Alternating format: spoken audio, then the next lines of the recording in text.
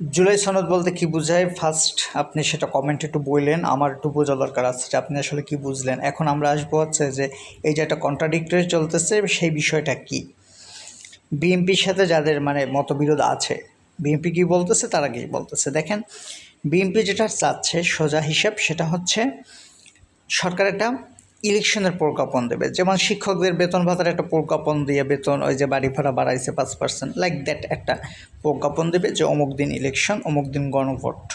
বুঝছেন? ঠিক আছে, ইলেকশন এবং গণভোট একই দিনে হইল।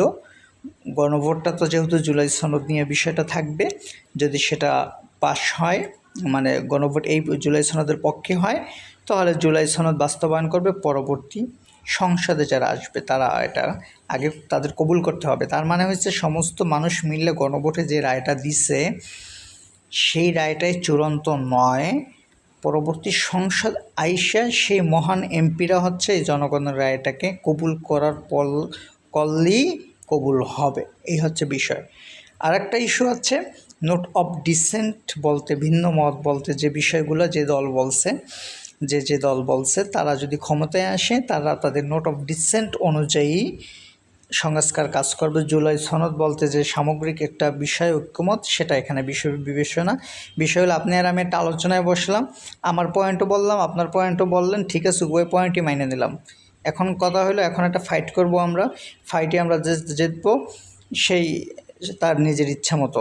তার মানে দুইয়ের মিউচুয়াল যে একটা আন্ডারস্ট্যান্ডিং বা একটা সমঝোতা সেটা নাই গেল। এইটা হচ্ছে বিএনপির চাওয়া। এনসিপি বা অন্য দলগুলো যেটা বলতেছে সেটা হচ্ছে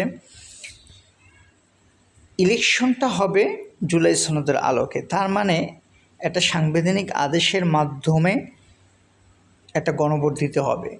এই গণভোটে যেটা আসবে, জুলাই সনদের পক্ষে যদি আসে গণভোটই চূড়ান্ত, গণভোটের আলোকে হচ্ছে ইলেকশন হবে।